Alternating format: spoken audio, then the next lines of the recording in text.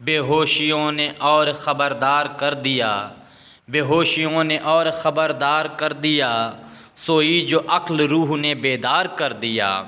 اللہ رے حسن دوست کی آئینہ داریاں، اللہ رے حسن دوست کی آئینہ داریاں، اہل نظر کو نقش بے دیوار کر دیا۔ ناظرین، میں ہوں بسم اللہ آفتاب عالم اور آپ دیکھ رہے ہیں اردو ہندی نالج چینل۔ آج جو میں آپ کے سامنے مضمون لے کر آیا ہوں اس میں بات کروں گا جوش ملیحہ وادی کی خود نوشت ہے۔ یہ خود نوشت جو ہے وہ ہے یادوں کی بارات۔ یہ جوش ملیحہ وادی کی ہے، جیسے اختر الایمان کی اس آواز خرابے میں اس طرح سے۔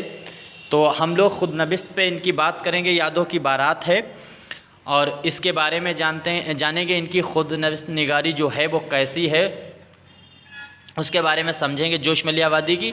اور بہت important B A first year کا جو ایگزام کل ہے اس کے لیے یہ ہے، کیونکہ یونیورسٹی جو ہے وہ پیپر ریٹن میں کروا رہی ہے۔ بس 5 کوشچن آپ کو کرنا ہوتے ہیں، 10 کوشچن دیتے ہیں، وہ سوال دے دیتے ہیں، اس میں سے کوئی بھی 5 آپ کو کرنا ہے۔ تو سیمیسٹر کے لحاظ سے اور جو سلیبس ہے اس کے لحاظ سے جو 10 امپورٹنٹ کوشچن ہیں ان میں سے جو 5 آپ کو کرنے ہیں ان میں بہت ہی اہم ہے یادوں کی بارات، یہ خود نوشت جو ہے۔ تو یادوں کی بارات جو خود نوشت ہے اس کے بارے میں ہم لوگ بات کر لیتے ہیں، اور کل کے لیے بہت امپورٹنٹ ہے۔ خیر جانتے ہیں یادوں کی بارات جوش ملیحہ وادی کی لکھی ہوئی ایک دلچسپ خود نوشت ہے۔ خود نوشت سوانح عمری، یاد رکھنا جو سوانح حیات ہوتی ہے، سوانح عمری اور خود نوشت جو ہے اس میں فرق ہوتا ہے۔ خود نوشت وہ صنف ہوتی ہے جس میں شاعر خود اپنے حالاتوں کو، اپنی زندگی میں جو ہے گزرے ہوئے مشکلات ہیں اور جو اس نے اپنی زندگی میں کیا ہے یا حاصل کیا ہے اس کو بیان کرتا ہے خود اپنے آپ۔ اور سوانح عمری جو ہوتی ہے اس میں عموماً ایک دوسرا رائٹر، دوسرا ادیب دوسرے کے لیے لکھ دیتا ہے۔ جیسے مرزا غالب کے لیے حالی نے جو لکھا ہے یادگار غالب، اس کو ہم سوانح حیات کہہ سکتے ہیں، سوانح عمری بھی کہہ سکتے ہیں۔ خود نوشت اگر غالب نے خود اپنے آپ اس کو لکھا ہوتا تو وہ خود نوشت ہو جاتی۔ عموماً لوگ ایک ہی چیز سمجھتے ہیں لیکن اس میں ڈیفرنٹ ہے۔ تو اپنے آپ لکھا جائے وہ خود نوشت ہے، اور اگر کسی دوسرے شاعر پر کسی دوسرے نثر نگار نے یا نظم نگار نے لکھ دیا ہے تو وہ سوانح عمری ہو جائے گی۔ جیسے حیات جاوید ہے، حیات سعدی ہے، یادگار غالب ہے، یہ سبھی کیا ہیں؟ یہ وہ سب سوانح عمری ہیں۔ تو جانتے ہیں جوش ملیحہ وادی کی یہ خود نوشت ہے، اس کے بارے میں جانیں گے۔ یہ اردو میں تقریباً تمام سوانح عمریوں پر جو ہے سبقت رکھتی ہے اور اردو ادب میں سنگ میل کی حیثیت رکھتی ہے۔ کتاب کی دلچسپی اس لحاظ سے زیادہ ہے کیونکہ جوش نے اپنی خوبیوں کے ساتھ ساتھ اپنی کمزوریوں، کوتاہیوں، گمراہیوں، آوارگیوں اور سرکشیوں، اس کے بعد میں جو ہے معشوقوں اور گناہوں پر سیر بحث حاصل کی ہے۔ کہنے کا مطلب اپنی اچھائیاں، اپنی برائیاں، جو بھی اس نے کیا ہے وہ سب انہوں نے کھل کر بیان کر دیا ہے، گناہوں کو بھی، اچھے کاموں کو بھی، کمزوریوں کو بھی، خوبیوں کو بھی۔ کتاب کا حسن اس بات میں بھی پوشیدہ ہے کہ مصنف اپنے زوال آمادہ خاندان اور معاشرے پر پردہ اٹھانے میں کوئی کسر باقی نہیں چھوڑتے ہیں۔ کتاب کے جس پہلو پر لوگ زیادہ زور یا ترجیح دیتے ہیں وہ مصنف کے معاشقے یا ہجرت پاکستان کی ستم ظریفی ہے۔ جوش ملیحہ وادی ملیح آباد میں پیدا ہوئے تھے قریب 1895-96 میں، اور 1982 میں ان کا انتقال پاکستان جو ہے وہ کراچی میں ہوا تھا۔ لیکن ایک اور موضوع بھی ہے جن سے یہ بات بھری پڑی ہے اور جن سے یہ بات زیادہ جذب نظر بنتی ہے، وہ یہ ہے کہ مصنف کے خواب یادوں کی بارات میں مصنف بار بار خوابوں کی دنیا کی سیر کرتے ہوئے نظر آتے ہیں، اور یہ خواب جوش کی زندگی میں مختلف مشکلوں اور مراحل رہنمائی کا کام انجام دیتے ہیں۔ یوں تو خواب دیکھنا انسان کی جو ہے وہ عادت ہوتی ہے انسان کی، اور خواب تو دیکھتا رہتا ہے، لیکن اس میں انہوں نے ایک حیرت انگیز واقعات بیان کر دیے ہیں۔ یہ انسان کے لیے وحی کا کام انجام دیتے ہیں۔ مطلب خواب اس میں انہوں نے دیکھا کہ حضور کریم صلی اللہ علیہ وسلم سے ملاقات ہے یا حضرت علی سے ان کی ملاقات ہے، تمام طرح کے، حالانکہ مبالغہ آرائی سے انہوں نے اس میں کام لیا ہے، لیکن پھر بھی بہت ہی دلچسپ اور بہت ہی خوبصورت انداز میں بیان کیا ہے۔ یہ ہے کتاب کا مطالعہ کر کے ہمیں اس بات کا بھی علم ہو جاتا ہے کہ اکثر موقعوں پر جب مصنف دلدل میں پھنس جاتے ہیں تو وہ خوابوں کا سہارا لے کر مسائل کا حل ڈھونڈ لیتے ہیں، جس کی وجہ سے قاری مصنف کے ساتھ ہمدردی کرنے پر مجبور ہو جاتا ہے اور بعض اوقات ان کے دکھ میں برابر شریک ہوتا ہے۔ آئیے جوش کے ان خوابوں میں شریک ہو کر ان کی زندگی کے مسائل، ان کے حل، جد و جہد اور ان کی روحانیت سے بھی محظوظ ہو جاتے ہیں۔ جوش ملیح آبادی بچپن میں سنی تھے۔ یہ جوش ملیح آبادی کی خود نوشت میں لکھا ہوا ہے کہ جوش ملیح آبادی جو تھے وہ پہلے جو ہے سنی مسلک سے تعلق رکھتے تھے، سنی تھے، اور ان کا خاندان بھی جو ہے کٹر سنی تھا۔ اس خاندان میں جوش کی دادی کے بغیر کوئی ایسا فرد نہ تھا جو مسلکی طور پر سنی نہ تھا۔ جو جوان ہو کر جوش جو ہے شیعہ مسلک کے پیروکار بن جاتے ہیں۔ کہنے کا مطلب ہے انہوں نے جوان جب ہوئے تو انہوں نے سنی کا مسلک چھوڑ کر انہوں نے شیعہ مسلک کو اپنا لیا تھا۔ اب یہ جو انہوں نے اپنا لیا، اب یہ صحیح ہے کہ غلط ہے، اب یہ بہت کشمکش میں پھنسے ہوئے ہیں۔ اس کے لیے یہ خواب دیکھیں گے، یہ سارے خواب جو انہوں نے دیکھے ہیں وہ ان کا سب کا ذکر انہوں نے اس میں کیا ہے، اور پھر بتایا کہ ہم صحیح کیسے ہیں، ہم غلط کیسے ہیں، میرے والد کیسے ہیں، اور وہ والد اس پہ ناراض ہوتے ہیں، ان کو جو ہے جو ان کی دولت ہوتی ہے اس سے بے دخل کر دیتے ہیں۔ جو اس مسلک کے لیے دل و جان دینے کے لیے بھی آمادہ ہوئے۔ اس رئیس خاندان میں اس کی اس سرکشی کو سب سے بڑا گناہ تصور کیا جانے لگا، اور حسب توقع مصنف کو اپنے گھر والوں کے ساتھ ٹکراؤ کا سامنا ہوتا ہے۔ بات یہاں تک پہنچتی ہے کہ مصنف کو تمام جائیداد سے ہاتھ دھونا پڑتا ہے۔ وہی ابھی جو میں بات کر رہا، خود نوشت مصنف اس پورے واقعے کو یادوں کی بارات میں جوش نے خود اپنی زبان میں بیان کیا ہے۔ یعنی سنی مسلک کو ترک کرنے اور شیعہ مسلک اپنانے پر جوش کی زندگی اجیرن بن جاتی ہے، اس سے اپنے بھی ٹکراتے ہیں اور غیر بھی، لیکن اسیم بھی کوئی دورائے نہیں ہے کہ مصنف مذہبی امورات میں کافی لا علم معلوم ہے۔ اپنے دلائل کے توسط سے اپنے نظریات قائم کر لیتے ہیں جو مذہب کے ساتھ زیادتی ہے۔ مصنف مذکورہ کتاب میں جھوٹ اور زنا جیسی بدعتوں پر اپنی رائے زنی کر کے بہت حد تک چھوڑ دیتے ہوئے نظر آتے ہیں، جس کا مذہب متقاضی نہیں ہے۔ بہرکیف جو بھی ہو، ہمارا مقصد جوش کے مسلک پرستی کو قطعی چھیڑنا نہیں ہے، نہ ہی مذہب پر بحث کرنا ہمارا نصب العین ہے، بلکہ ہمارا کام وہ پہلو تلاش کرنا ہے جس کی روح سے جوش اپنے مصائب سے نجات پاتے ہیں۔ ذرا دیکھیے کس خوش اسلوبی سے جوش ملیح آبادی اپنے آپ کو ایک خواب کے ذریعے اس مسلک پرستی کے جھنجٹ سے دامن چھڑا دیتے ہیں۔ اگرچہ ایک طرف اپنے خواب کے तवस्सुत से जोश अपने मसलक का दिलचस्प और काबिल यकीन दिल तसव्वुर कर लेते हैं, तो दूसरी तरफ मुसन्निफ़ इस ख्वाब के बाद वो दलील भी पेश करते हैं। कहने का मतलब इन्होंने यहाँ पर एक ख्वाब देखा है और फिर ख्वाब में ये देखा है कि किस तरह से हुजूर करीम सल्लल्लाहु अलैहि वसल्लम से मुलाकात हुई और उनके कदमों को इन्होंने चूमा, कदम बोशी की है। फिर साथ ही साथ हज़रत अली से भी इनकी मुलाकात ख्वाब में हुई है और फिर उनके भी कदम पोशी इन्होंने की है।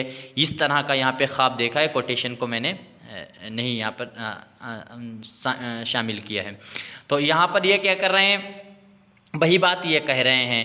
तो ख्वाब के बाद ये वो दलील भी पेश करते हैं जिसकी रूह से न सिर्फ उनका वालिद उनसे जायदाद का वारिस करार देता है, बल्कि इज़हार हमदर्दी भी करता है। और ज़रा आप भी मुलाहिजा कीजिए, देखिए ये क्या कहते हैं। ये ख्वाब देख कर मेरी आँखें खुल गईं। कौन सा ख्वाब? हुजूर करीम सल्लल्लाहु अलैहि वसल्लम वाली बात को बता रहे हैं। आँखों से आंसू के चश्मे फूट निकले और दिल बल्लियों उछलने लगा कि अबू खालिक ने आकर कहा, मुझे भाई मियाँ बुला रहे हैं। मैं धड़कते हुए दिल को संभाल कर उठा। ये अपने वालिद का जिक्र कर रहे हैं, किस तरह से वालिद भी इनकी राय से जो है इत्तेफाक रखने लगे थे। और पहले इनको जो है इनके वालिद ने जो जायदाद थी उससे बेदखल कर दिया और फिर बाद में इनको फिर जो है हिस्सा देने के लिए राज़ी हो गए और उन्होंने बाकायदा तौर पर लिखित रूप में इनको एक ख़त लिख कर दिया है। इसी का ये ज़िक्र कर रहे हैं। अब ये देखिए क्या कहना चाह रहे हैं। धड़कते हुए दिल से जल्दी में मुंह धोया और अपने बाप के रूबरू जाकर खड़ा हो गया। मेरे बाप कुछ लिखने में मशगूल थे। कलम रोक कर उन्होंने मेरी तरफ निगाह उठाई। उनकी बड़ी गुलाबी आँखों में आंसू भरे हुए थे। मुझसे इरशाद फरमाया, बैठ जाओ। मैं बैठ गया और फिर लिखने लगा। मैं हैरान हो गया कि ये मामला क्या है कि उनका कलम बड़ी तेज़ी और इंतहाई बलवले के साथ 10-15 मिनट तक चलता रहा और जब इबारत मुकम्मल हो गई तो उन्होंने इरशाद फरमाया, बेटा ये जायदाद ऐसी कम वक्त चीज़ है कि इसका हासिल करने के लिए भाई का गला काट के रख देता है। मैंने तुमको जायदाद से महरूम कर दिया और मैंने देखा कि तेरे माथे पर शिकन तक नहीं आई और तेरी इताअत अशारी में भी एक सरमो फ़र्क नहीं आया। ये दूसरा वसीयतनामा है जिसके रूह से मेरी जायदाद में तुझको पूरा हक मिल जाएगा। तू बड़े किरदार का आदमी है। इस किरदार का आदमी अगर यहूदी या महबूसी भी हो जाए फिर भी वो इस अमर का मुस्तहक है कि उसको सर आँखों पर जगह दी जाए। ये कहकर मेरे बाप पर रख्तारी हो गई और धुंधली आवाज़ में फरमाया, बेटा मैं तेरे किरदार के सामने सर झुकाता हूँ। मेरे मुँह से दफ्तन चीख निकल गई। अरे मेरे बाप कितना बड़ा आदम है। और झपट कर मैंने उनके दोनों जूते उठाकर सर पर रख लिए। सर से उतार कर मैं सीने से लगा लिए। फिर बाप के कदमों से मुंह रगड़ने लगा और मेरे बाप ने मुझे छाती से लगा लिया और ख़ुद भी रोने लगे। इस तरह एक ख्वाब जिस जोश की तमाम परेशानियों का کر دیتا ہے۔ اس خواب کے کچھ عرصے بعد جوش ایک اور خواب دیکھتے ہیں، لیکن اب کی بار یہ خواب جوش کی زندگی میں آگ لگا دیتا ہے۔ اس خواب سے پہلے جوش ایک روحانی خیال سے بھی گزرتے ہیں۔ اس خواب و خیال نے جوش کو زندگی بھر رلا کے رکھ دیا۔ آگے جا کر جوش اس خواب کی وضاحت کرتے ہوئے لکھتے ہیں، جس طرح سے انہوں نے خواب دیکھا تھا عین اسی طرح اس کے والد کا انتقال ہو گیا تھا۔ کہنے کا مطلب ہے یہ خواب اس نے ایسا دیکھا ہے کہ اس خواب میں دیکھا ہے کہ ان کے والد کا انتقال ہو گیا ہے۔ ان دونوں خوابوں کے بعد پہلا خواب کون سا دیکھا؟ حضور کریم صلی اللہ علیہ وسلم انہوں نے جب انہوں نے اپنا جو ہے وہ کیا کہتے ہیں مسلک جو ہے وہ کون سا اپنا لیا تھا؟ شیعہ۔ اور پھر اس کے بعد میں حضور کریم صلی اللہ علیہ وسلم کو دیکھا، یہ پریشان رہے کہ یہ میں نے صحیح کیا کہ غلط کیا ہے، اس کشم و کش میں پھنسے رہے۔ پھر اس کے بعد میں انہوں نے خواب میں حضور صلی اللہ علیہ وسلم کو دیکھا اور پھر حضرت علی کو دیکھا ہے، اور پھر اس کے بعد یہ دوسرا خواب دیکھا ہے کہ اپنے والد کا انتقال۔ اب آگے دیکھو، ان دونوں خوابوں کے بعد تلاش معاش کے سلسلے میں جب مصنف بے حد پریشان ہو جاتا ہے تو ان کی بیوی کی آنکھوں میں آنسو آ جاتے ہیں، اور بعد میں جوش بھی بے حد مغموم ہو جاتے ہیں۔ بچوں کی فکر میں دونوں میاں بیوی جب پریشان ہو جاتے ہیں تو آگے کا حال خود بزبان جوش ملیحہ آبادی آگے کیا کہہ رہے ہیں؟ بیوی نے ٹھارس بندھائی، میرا دل اور بھی مغموم ہو گیا اور دوسرے کمرے میں آ کر اپنے بچوں کے مستقبل پر غور کرنے لگا۔ اتنے میں خدا جانے ایک لہر آئی، میں نعت لکھنے لگا۔ یعنی ایسا حالت ہو گئی وہاں پر بیٹھے اور میں اپنے آپ نعت لکھنے لگا۔ نعت کہنا شروع کر دیا، مطلب لکھنے لگا۔ نعت کہہ کر کھانا کھایا اور بستر پر دراز ہو کر لحاف اوڑھ لیا۔ نعت سر میں گونجنے لگی۔ بیوی کے خراٹوں نے میرے پوٹے بوجھل کر دیے۔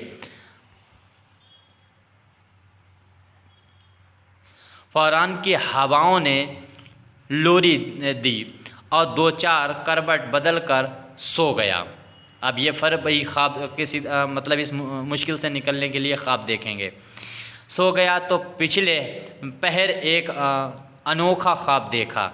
سچا خواب یا میرے تصورات کا گرداب میں کیا فیصلہ کروں؟ یہ دنیا بڑی حیرت ناک پر اسرار ہے۔ جوش ملیحہ آبادی کہتے ہیں کہ روتے روتے جب میں نے اپنی آنکھیں کھولیں تو ہر طرف خوشبو ہی خوشبو تھی۔ آگے جا کر مصنف کہتے ہیں کہ جیسا میں نے خواب میں دیکھا تھا بالکل ویسا ہی ہو گیا اور مجھے برابر 10 سال دکن میں گزارنے پڑے۔ گو کہ ایک بار پھر جوش کی غیبی خبر نے آگاہ کر کے بڑی مصیبت سے آزاد کرا دیا۔ کبھی ایک خواب مصنف کو مذہب کا راز بتلاتا ہے تو کبھی ایک خواب ہے مصنف کو والد کے داغ مفارقت کی منحوس خبر دلاتا ہے، اور کبھی ایک خواب جوش کو تلاش روزگار میں امداد فراہم کراتا ہے۔ ان تمام چیزوں سے پرے ایک اور دلچسپ واقعہ بھی سن لیجئے۔ جوش سیاست یعنی جد و جہد آزادی میں بھی حصہ لینا چاہتے تھے، اور دلچسپ بات یہ ہے یہاں بھی انہوں نے ایک خواب کے ذریعے ہی صحیح رہنمائی ہوتی ہے۔ شروع میں ان کے ذہن میں طرح طرح کے خدشات جنم لیتے ہیں۔ ایسے میں شاعر انقلاب ایک بار پھر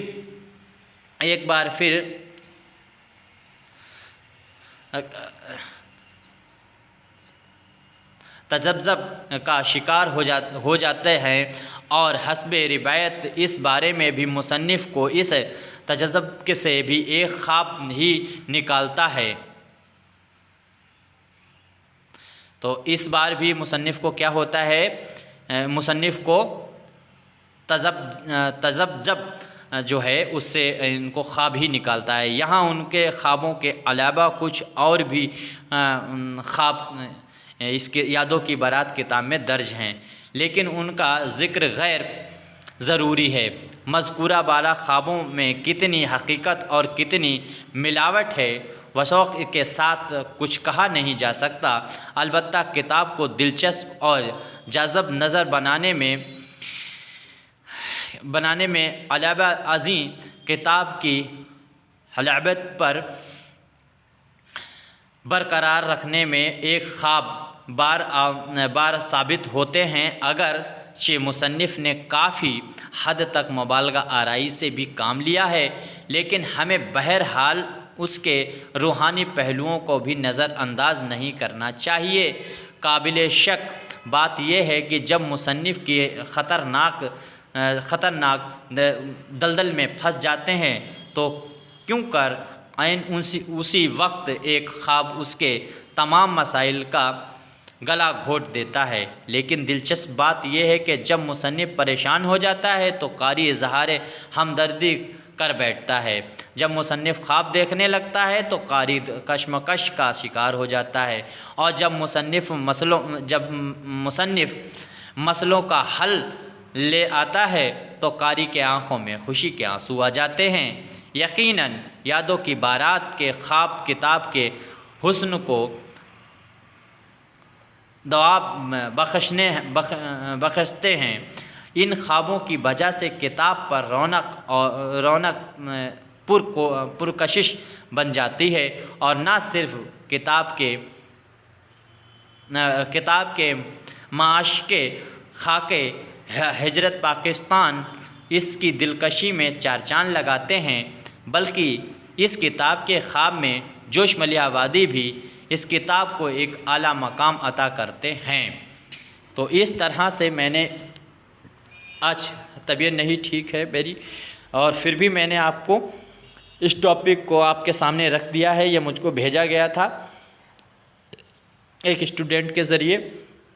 میں جو سوال ڈالتا رہتا ہوں جس میں ووٹنگ کرتے ہیں بچے، اس میں عموماً جن بچوں کے نام صحیح ہوتے ہیں، قدسیہ بانو ہیں، عتیق انصاری ہیں، شاداب خان ہیں، ان سبھی کا بہت بہت شکریہ، ان سب کو بہت بہت مبارکباد۔ اسی طرح سے تیاری کرتے رہیے، اور کل جو پیپر ہونے والا ہے اس کے لیے میں نے 5 ویڈیو پہلے ہی مقرر کر رکھے ہیں، جیسے رپورتاژ، سفر نامہ، شخصی خاکہ، اس کے بعد میں جوش ملیح آبادی کی خود نوشت جو ابھی میں نے آپ کے سامنے پیش کی ہے۔ یہ 5 ٹاپک آپ یاد کر کے آئیں، ان کی ریویژن کر کے آئیں، اور کل صرف آپ کو 5 سوال کا جواب دینا ہوگا، جس میں آپ کے سامنے 10 سوال ہوں گے۔ ٹھیک ہے، شکریہ، خدا حافظ۔